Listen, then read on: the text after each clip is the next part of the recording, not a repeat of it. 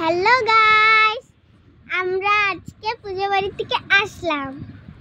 কাউকে নতুন বউয়ের পুজো বাড়িতে সীমন্তনা ছিল, তাই গিয়েছিলাম। ওখানে খাওয়াইছে ভাত আর দই, তারপর খেয়েছি। ভাত দিয়েছে ডাল দিয়ে, নেমু দিয়ে, মাছ দিয়ে, ভাজি দিয়ে, এগুলোই দিয়েছে। পর লবণ দিয়েছে, অল্প মরিচ দিয়েছে। তারপর ভাতের লগে খাতে, তারপর পানি দিল। পানিটা তো স্বাদ, তাও অল্প কিনা পানি না। তাই তো গাইস, এবার আমরা ঘরে এসেছি। এবার ঘরে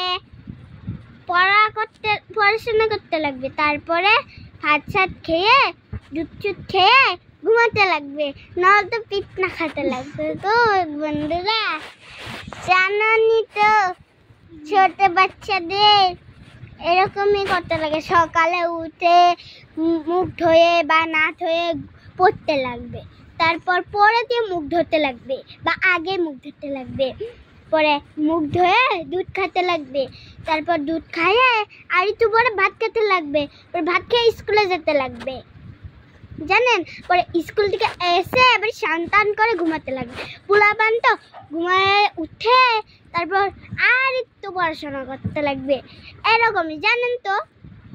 তাই আমি পড়ি, খালি সকালে পড়ি আর রাইতে পড়ি। আমার কিছু পড়তে মন যায় না, জানেন তো। তাও আমি পড়তে ভালোবাসি খুব, কিন্তু পড়ি না। এই যে আমার মা দেখো খিটখিরে হাসছে, আর আমি এখানে বসে বসে আপনাদেরকে কিছু কথা বলছি।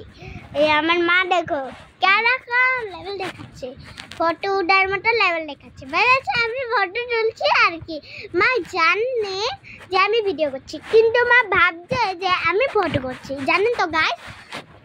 তো হ্যালো, তো আমরা